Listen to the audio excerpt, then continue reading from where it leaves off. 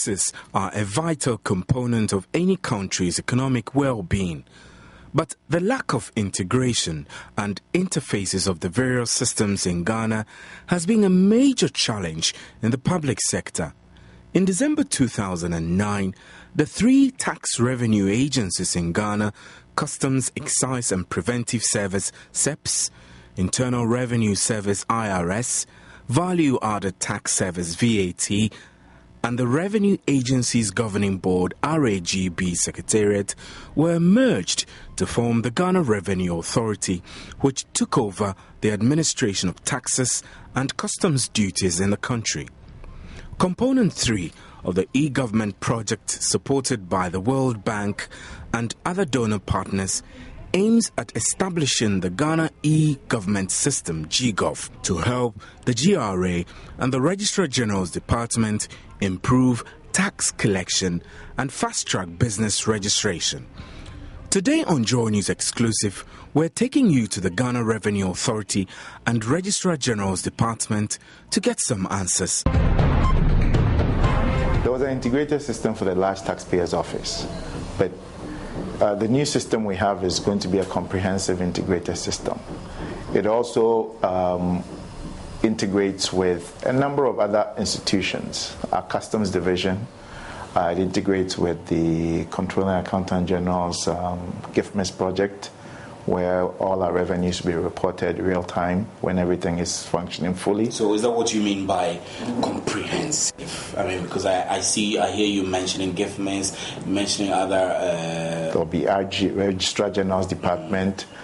For the TIN registration, we're also linking to the National Identification Authority, the DVLA, Driver Vehicle License Authority, and also the Electoral Commission for the IDs that they use in registering for the TIN.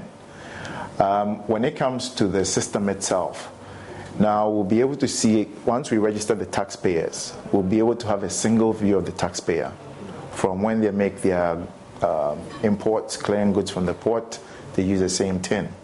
When they are doing their tax business with us, in terms of the domestic tax area, they're using the same TIN. So we have a single view of the taxpayer across the whole enterprise. Hitherto, you saw them as single pieces. Customs saw them differently, VAT saw them differently, IRS saw them differently. And we have an integrated view. The new software also has afforded us to look at our business processes, those that we were using previously, and we've redesigned them. And so when the system comes in place and the staff are well trained and developed, the way in which we do business will be easier. What's going to be different is going to make it easier for our staff. Basically, they'll now be in the new age of using computers and doing their job. So information can be retrieved quickly. It will let us serve our customers better. Part of the eGov project also is looking at doing business electronically. So you could, in the comfort of your home, file your taxes. That process requires you to register for using that service. So you could file your taxes online.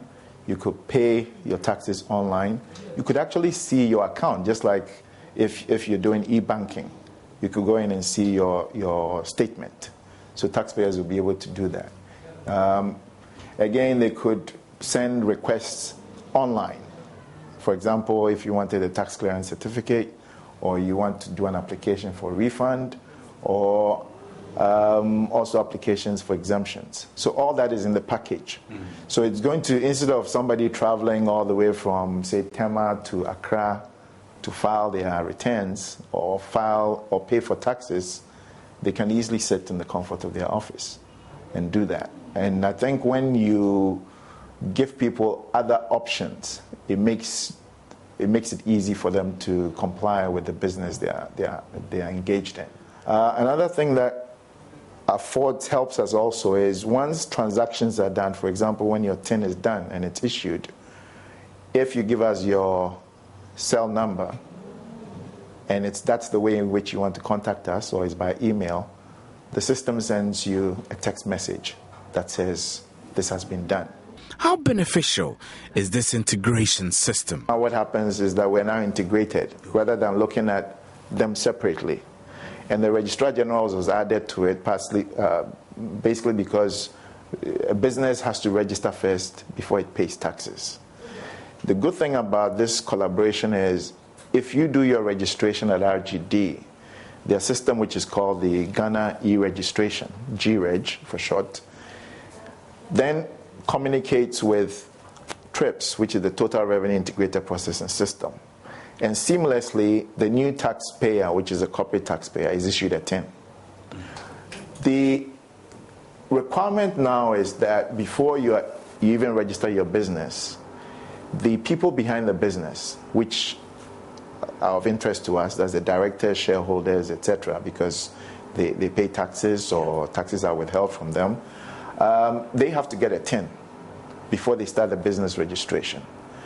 The good thing about that is before this project, you could go and register at Registrar Generals and nobody will ask you for any ID until you really didn't know who was behind companies. This process helps to give assurance to people who want to do business with other companies in Ghana that these individuals behind the company are well identified and that they are not just names that have been created into the system. There are also concerns that these processes, although they have good intention, yes, they are meant to speed up processes of the things you need to get in order to start a business or continue running a business. Are these not rather slowing down things? Actually, the TIN is a one-time, one-off. You get it, just like a Social Security, you get it once. So at the start of the project, definitely if you haven't gotten a TIN and you want to start a business, then you have to do that. So what happened at the beginning was there were a lot of people who had not gotten any TIN. And so there was a need to handle that mass that was coming in. But now if you go to the Registrar General's department, you can get your TIN in a shorter time period than the time we started. We actually started the registration in December of 2011. And it's a whole lot easier now. And once you have that TIN, you can register as many businesses as you want. So you don't have to do the TIN all over again. It's just a one-time registration, and then you use it for all transactions. We have a number of pilot sites, 11 to start out with. We have actually an office situated at the Registrar General's department to make it easy for those who are registering business to actually engage in it. When it comes to the registration modules, they are available at all the 9 pilot sites. There are 13 modules in the application, the tax application. We are rolling out in 2 offices. That's the Spintex Medium Taxpayer Office and the Large Taxpayer Office. The Large Taxpayer Office brings in close to about 65% or so of our revenue. So as we roll out, we work and see how things are working within that environment. And we are tweaking and making sure that what has been delivered is working and people understand the processes. Once we've sorted all that out, then we'll look at going to the other pilot offices. There are 67 domestic tax revenue division offices, and the project would deliver over the next 2.5 to 3 years. Okay, so it's not all at once, but most of the deployment is here in Accra to start with, and then we have different phases that will come along the line. We've got the internal side where people come in and we are processing. The web-based side we haven't deployed yet, but we are far advanced in it. We finished testing. So soon it will be possible for people to actually go online, as I said earlier, to do their registration of TIN. But that will be for just individuals who also have the IDs that can be checked electronically.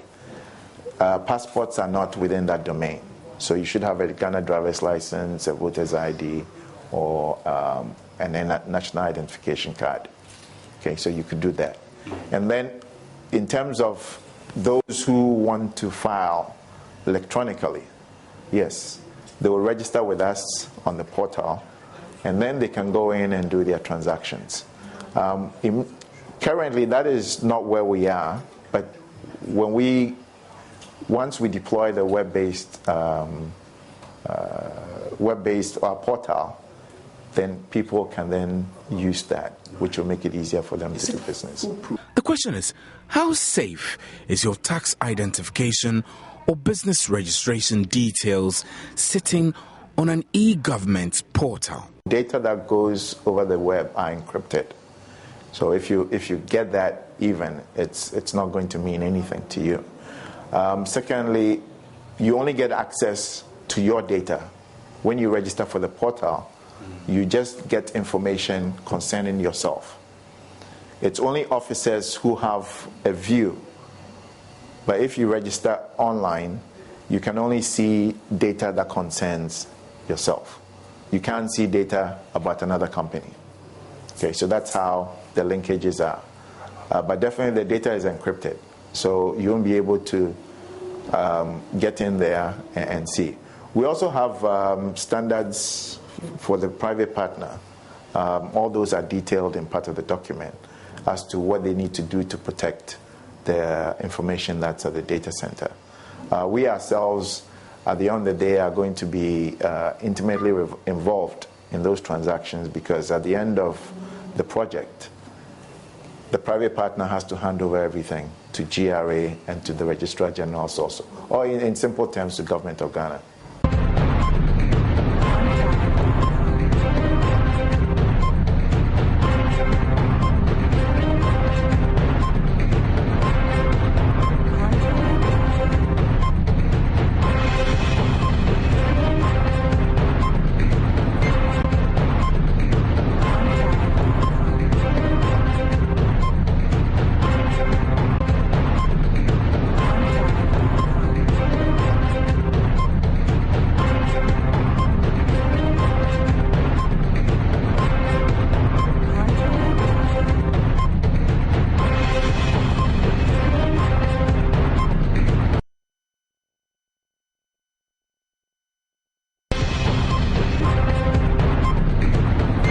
The Registrar General's Department is a beneficiary of the GGov application system, which we're told is a public-private partnership with GNet in order to transform all the registration processes that take place here into an electronic format. Now, I'm here today to have a chat with officials here at the Registrar General's Department to get a feel of how the GGov application and the electronic systems now aid the processing of registration of companies and the other things which are done here. So we'll go in right now and then they will have a chat with us. We'll get to know more. This is Joy News Exclusive.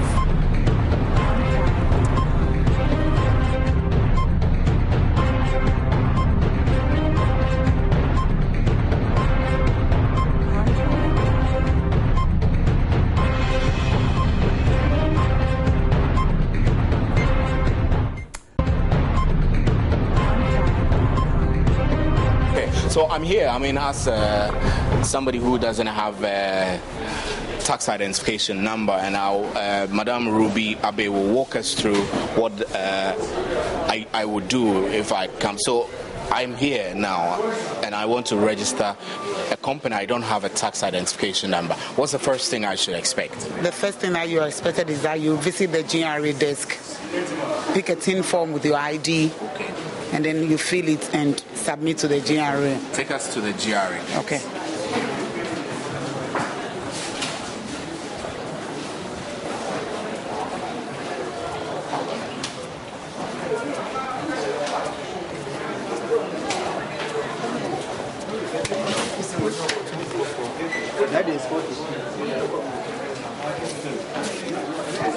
This is the GRA desk. where you have to pick. The first thing is show them your ID, and then you pick a tin form. This is on assumption that I haven't taken the form online, right? Because I'm told that you can get the form online. Exactly. If you haven't done that, you could just pick it from here with your ID. So from here, what do I do? From here, you fill and submit back to them, and then they work on it and tell you when to come for your tin form.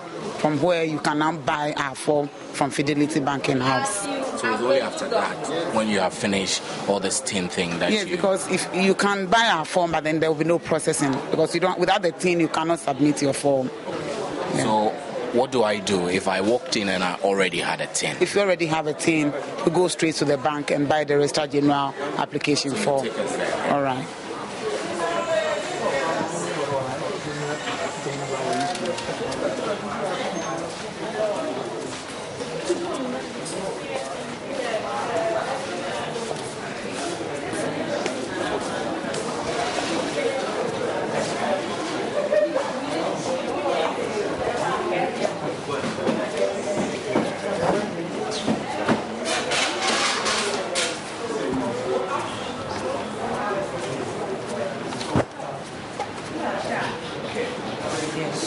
So this is the in-bank house, yes, Fidelity Bank, from where you can buy all our forms.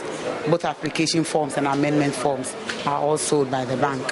So you buy the application form and then you fill because you already have the tin. And after that, you go to our data clerks, and then there will be verification done for you to check if the name is appropriate.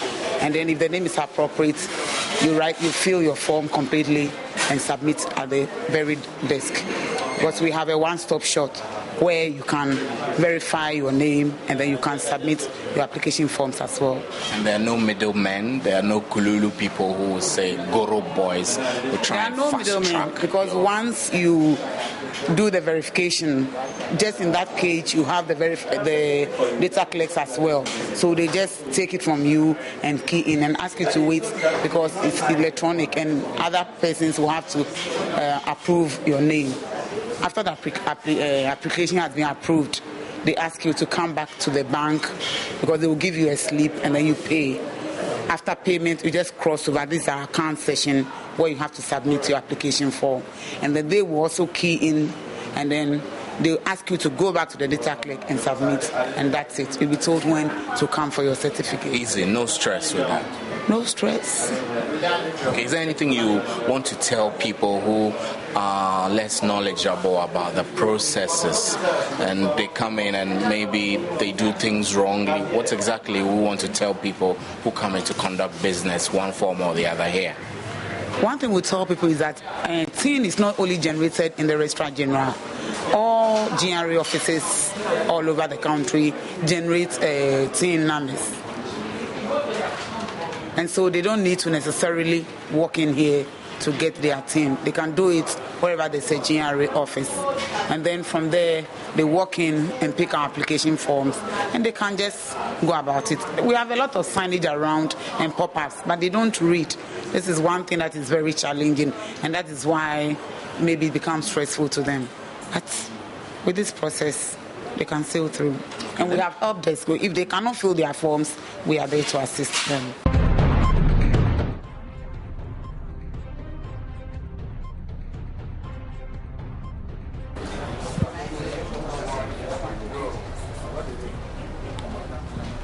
Right, so I'm here at the Business and Tax Registration Unit of the Ghana Revenue Authority Help Desk, which is inside the Registrar General's department, and I want to have a chat with some of the staff who work in ensuring that your TINs, the tax identification numbers, are rightly issued to those who want to begin the process of registering their companies. We'll find out. Okay, madam, we're here.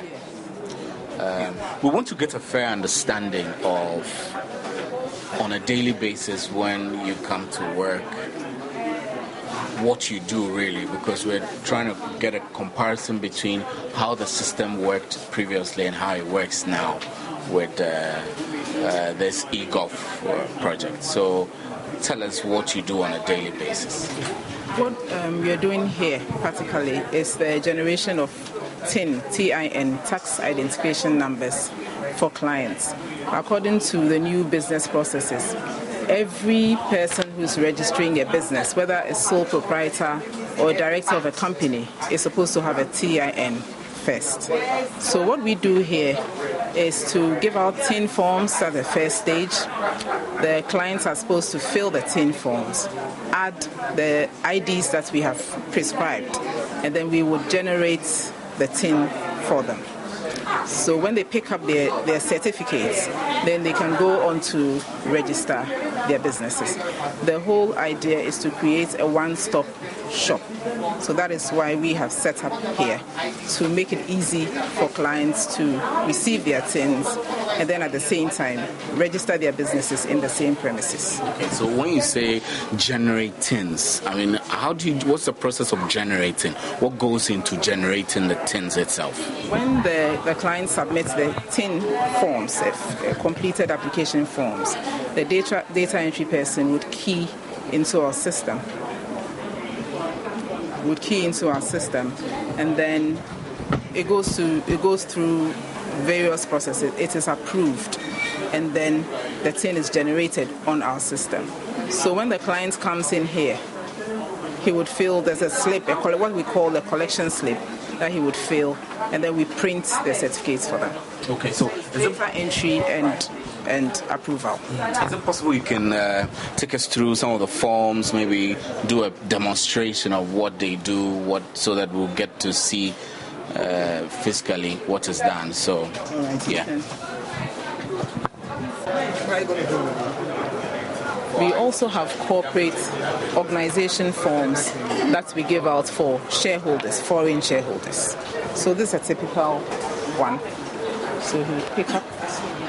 It's basically personal details, residential address, postal address, phone numbers, But the forms are vetted to make sure that they're properly completed before scanning.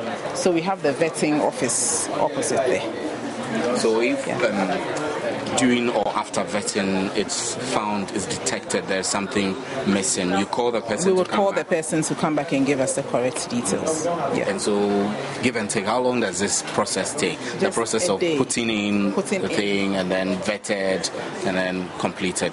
Oh, you mean for our working processes? Yes, your working process. Oh, for keying it, 10 minutes max. So if I came, for example, and I wanted a TIN, I submit this form, I give it to you, I attach my IDs, and then you vet the forms to be sure every detail you require is here, and then you generate the TIN. We would generate the TIN. So that's the basic. In all, because of the volumes, we batch them,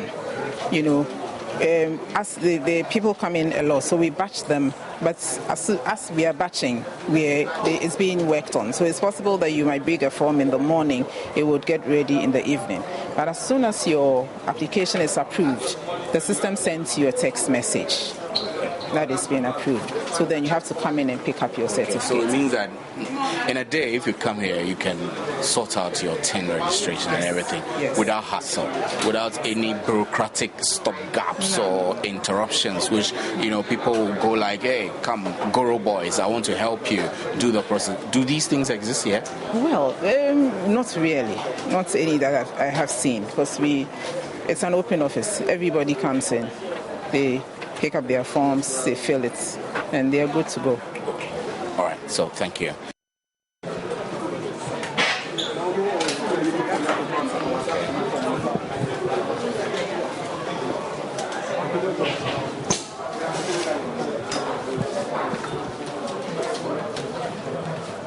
Hello. We're here to vet you all so that you give us TIN numbers. All right, my name is Stephen Enti.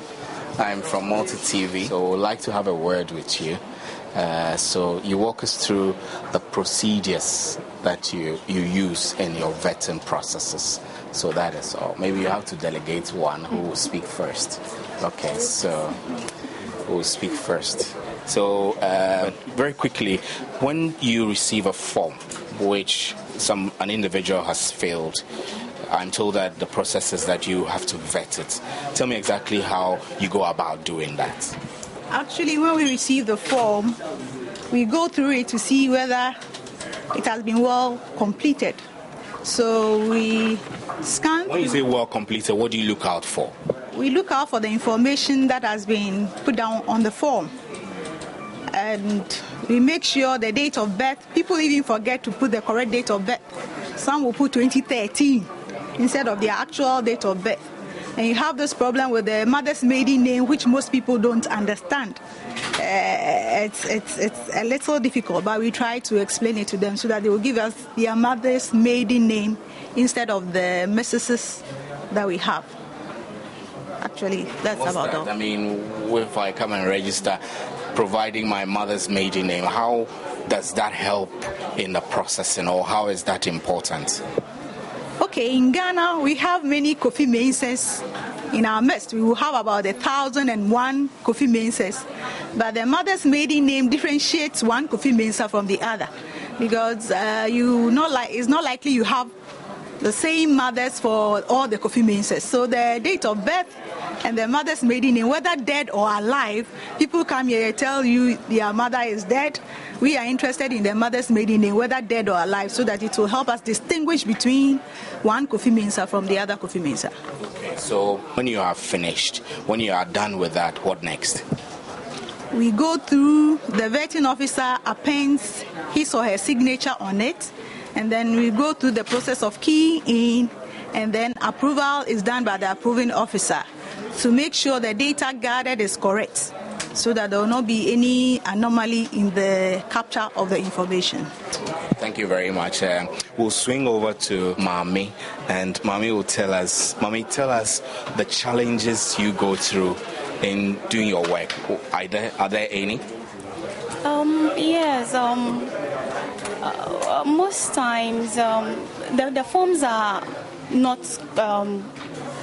well completed. Yeah, that's a major challenge we face. But that's your job. If it's not well completed, you help them complete it, or? We do. Okay. But I'm a data entry officer. Okay. I capture the data from the registration form onto trips. That's what I do. And beyond that, I mean, I know customers can be difficult. Do you face difficult customers? Should I say I'm on the backstage? Okay. The vetting officers come face, rather have the face-to-face contact with the customers. So after the form has been vetted, it's handed over to me, and then I key it. So I you don't just really do data entry. I do data entry, and sometimes scanning, because when you are keying in, you would have to attach both the registration form and the photocopy of the ID. Okay, so yes. What you scan is the original form the person has filled with their original handwriting. Exactly. Although you are going to go into the system to key it electronically, you still have to attach the one they have written with their hand. Exactly. Okay. Why is this necessary? Yeah, you see, with a tin, even the embassies have started taking it. If you go anywhere and they take your TIN the TIN, as in the tax identification number, they input it, and then for them to know that it is you, it is your TIN, we attach this and the photocopy of ID. So if you go with somebody's TIN, you'll be found out. You'll be caught. Because if they input the TIN, the attachment is there, and when the attachment is open, your photocopy of ID is there as well. Okay, thank you very much, Mami. And so Naomi will also walk us through what she does. You virtually do the same thing, I think. The important thing worth noting is that we were keeping the hard copies. So if one form should get missing, I won't be able to retrieve the information. But these days, we keep everything in the computer. So even if the form get missing, or the person leaves this office and go and do the thing somewhere else, once we enter the system will not allow us to re-register the person again. So it means that this is more tidy. Yes, please. Clean and yes. less cumbersome. Yes, please. So you, apart from vetting, you don't do anything else to the form? I vet. The first stage is to vet. What I do, I vet. Sometimes I scan. If the need be authorized, that means approval. So depending on the situation, I do everything from vetting, keying, scanning, and approval, depending on the situation. So are there challenges you face with particular classes of customers? Yes. In Ghana, what I've realized is that many people don't read to follow instructions. The visa form, because they know if they do the wrong thing, it will affect them. They take their time to read. But even though we have attached completion notes, most people don't read it. Both learned and unlearned, they all don't read. They come and they've let us so many places that you have to ask them, and some of them get angry with you when you ask them. It might surprise you to know that many people, intellectuals, don't even know the difference between maiden name and the otherwise. They will tell you, but this is my mother's maiden name. When you go into find out, you realize that no, that is the name the mother is using now, not the name she was given when she was giving birth to. So those are some of the challenges that we face. They don't comply, even though the completion note is there, they don't read. They just take the form and they complete it anyhow. Yes. What I want to say is that everybody, it's free, it's online. So anybody, once you are adult, you can come and register, whether you are Ghanaian or not. It's free.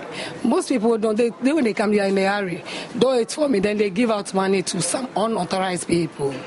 So what I want to tell the general public is that TIN registration is free, and it's even online. You don't need to come to the office before you pick up the form. You can download www.gra.gh. You've heard it all. I mean, here they vet the forms that you fill in when you want to acquire a tax identification number, which has become critical, actually mandatory in the registration of businesses and companies in Ghana as part of the new electronic e-gov systems of fast-tracking business registrations. So that's it. This is Joy News Exclusive.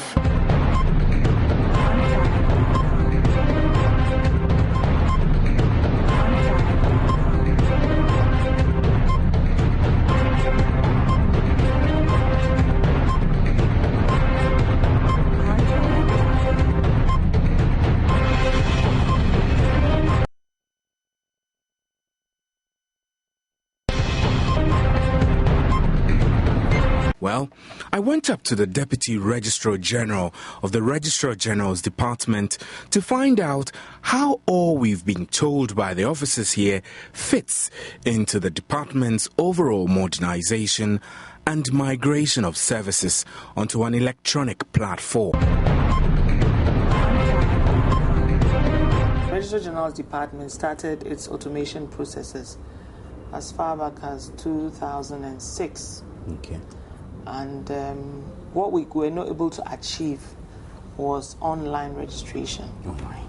So the e-government project came as a relief to us in the sense that, first of all, we're going to be able to achieve that initial objective that the department had to automate our process, because we were going to be linked up electronically with Ghana Revenue Authority on a common platform.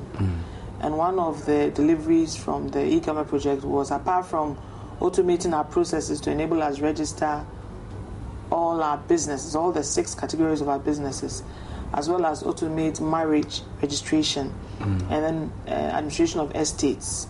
We're also going to be able to register businesses online through a citizens portal, where, you know, once you get into the system, you can link us up through that portal and we can register you without you necessarily visiting our offices. So how far with the process of that? Well, I mean, how far are you into this expectation? Yeah, we were sort of able to start the process up to a point. When we started it, we didn't have legislation to back online registration. That was the challenge. And so the software that was delivered to us, and which we're currently using, has changed the way of doing business, but only to the extent that we now have changed all our forms.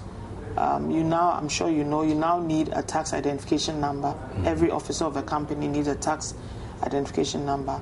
the forms have also changed in the sense that we now have to scan it into the system. So they are scannable forms. We've been able to put it on our website. Those who are not able to buy it from us can actually download it, complete it, and submit it.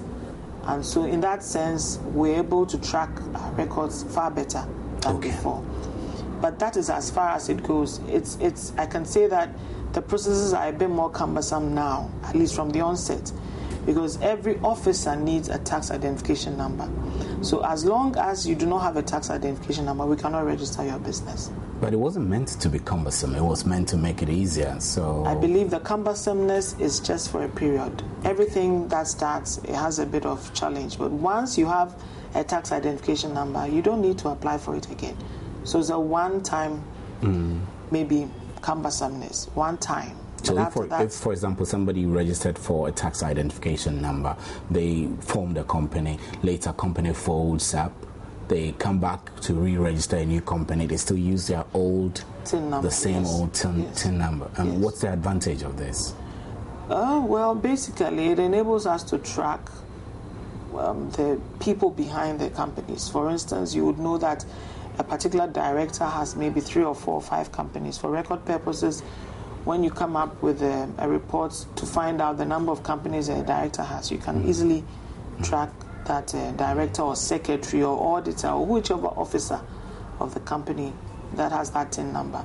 Mind you, GRA would also have that same information on that director. So tax purposes, I believe they'll be able to track them better than before. Because in the past, you get companies filing different accounts with GRA and different accounts with us.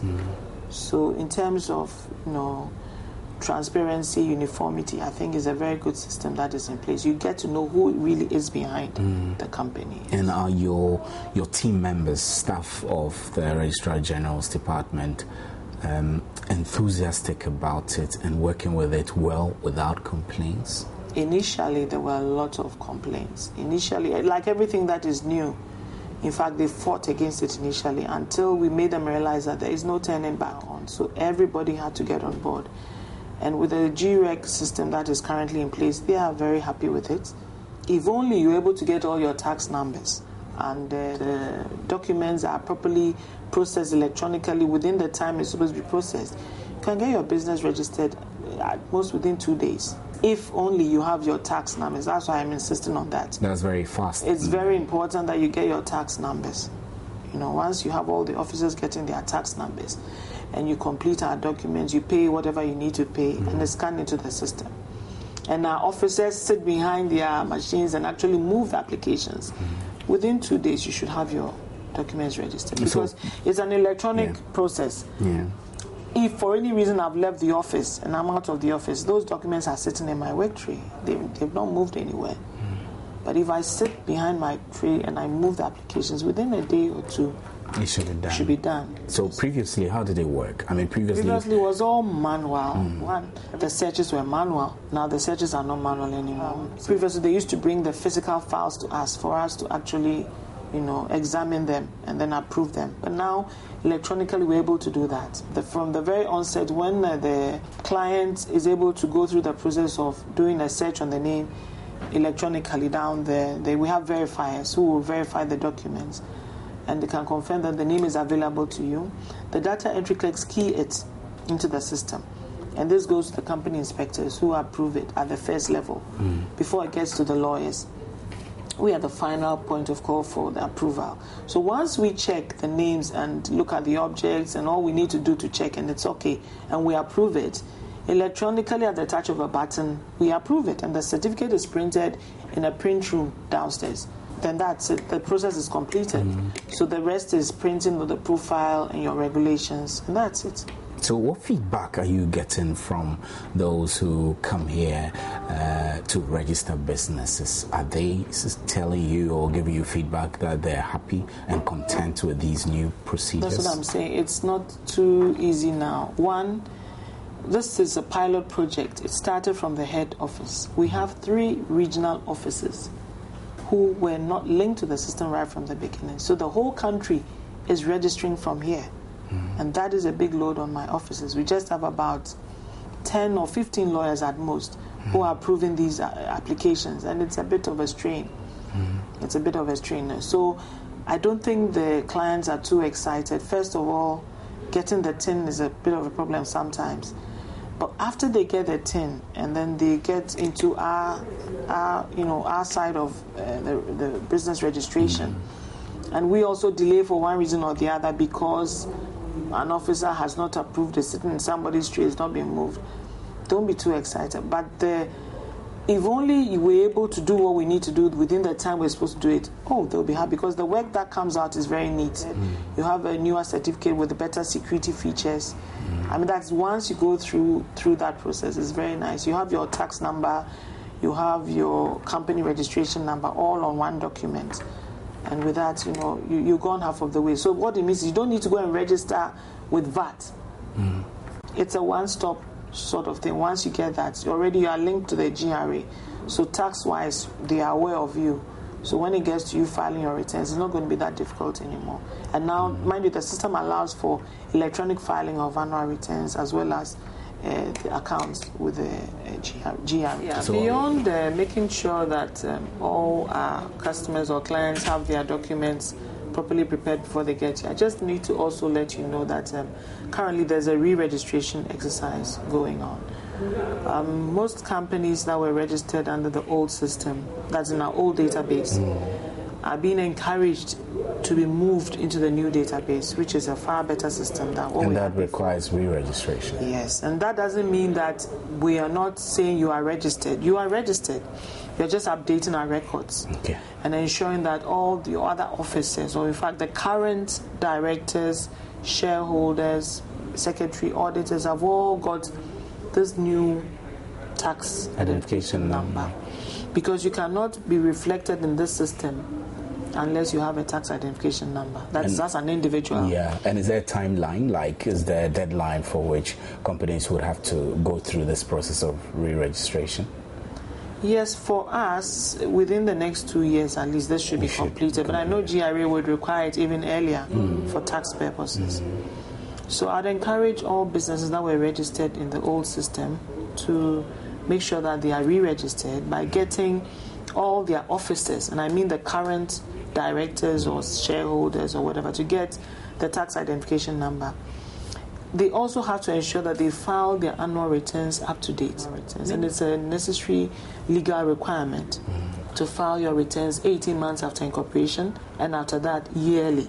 So if you want to be re-registered, first you make sure that all your officers have tax identification numbers. The annual returns have been filed. All we need is evidence of that. And you don't need to pay any other fee apart from you making sure you've renewed your businesses or filed your annual returns. That is all. That's all. And then we move you into the new system. On that new platform, anybody wants to do a search on your company to find out if you are a company that is doing serious business in Ghana, you'll be able to track in that new system. But if you stay in the old system, nobody will know about you. So it's very, very critical that all businesses, and they can send their company secretaries to come and we can help.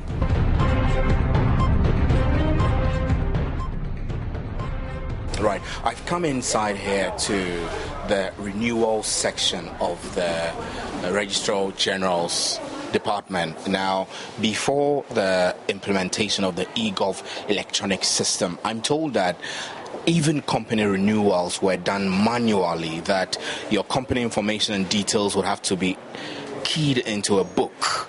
And subsequently, when it's time for renewal, which is an obligation to do every year by law, it has to be done manually. But now the manual system is no more. In place of the manual system is an electronic system, which those who work here say is very efficient and makes their work easy. So I'm here to speak to one of the secretaries here at the renewal section, and she will have a chat with me about the workings here at this unit. So, Madam, it's great to have you.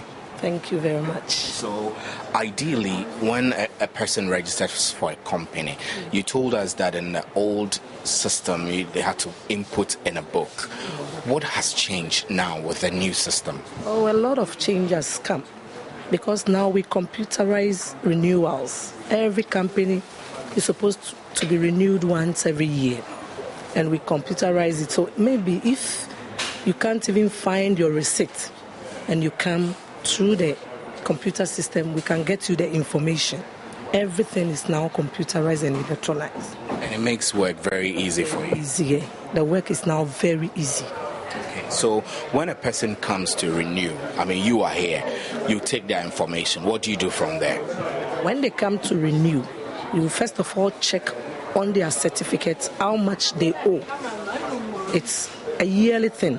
So if maybe you registered the company in 2008 and you check and he has not renewed it, then you know that he's supposed to renew it from 2009 up to date.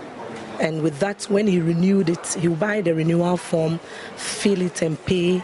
After a payment, he will just submit it and we'll come put the information in the system, the updates in the system. How are you able to tell companies that have not renewed from those who have renewed? Actually, we see from their certificates that they bring to us. When you renewed, when you pay at the bank, they give you two receipts, one duplicate, one original, which you have to submit the duplicate to Registrar Generals. So when you come the following year to pay for that year's renewals, you have to come along with that receipt. That tells us you have renewed. Or if you don't have the receipt with you, we check from the system and we can know you have renewed or not. What about those who register a business and let's say 3 years, 4 years, they have not been able to start because there are challenges with raising capital, there are challenges in business transactions. So for 3 years or 4 years, they haven't conducted any business at all. These people still have to renew every year? Of course, they have to still renew every year. We don't care whether you worked or not, because if we will go by that, everybody can come and say, I registered 3 years ago, I have no work, so I won't pay my renewal. No, we don't go by that. Immediately you register a company, you must start paying the renewal from exactly the following year after the registration. From the renewal section, we're just right in the same cubicle. So we'll speak to the lady who is in charge of receiving your trademark and patent identification registration. So, Madam, it's great to have you. So tell us what you do here at this section. Okay, at this section, I receive trademark applications. And when you receive, what do you do with them? When people come in, they want to protect their intellectual property. You tell them first, they conduct search on it. After the search, then if the name is okay or nobody is using that brand name, they go ahead and register. The search, you first have to write a letter. Then you put in your application. That one, it takes 2 weeks. You pay $60 for the search. After the search, if the name is okay, we give you a feedback in 2 weeks' time. If the name is okay, then you apply. That is $150. That is the application fee. You're charging dollars, but this is Ghana. Why is the fee quoted in dollars? Equivalent. So whether you are Ghanaian or you're a foreigner, you pay $60 and $150. Intellectual property, they pay in dollars, but you can pay in CD equivalent. But we charge in dollars for trademarks. Okay, so tell me, before the system was made electronic, when you receive the application, what processes do you go through and how is it different now? I'm trying to see the difference between the old system and the new system. The old system, I may say it makes the search difficult because you have to go through the manual system, check the names before you can give the search report. But with the computer, you just go through the normal search. You click, then you type the name, then if it is registered, you know.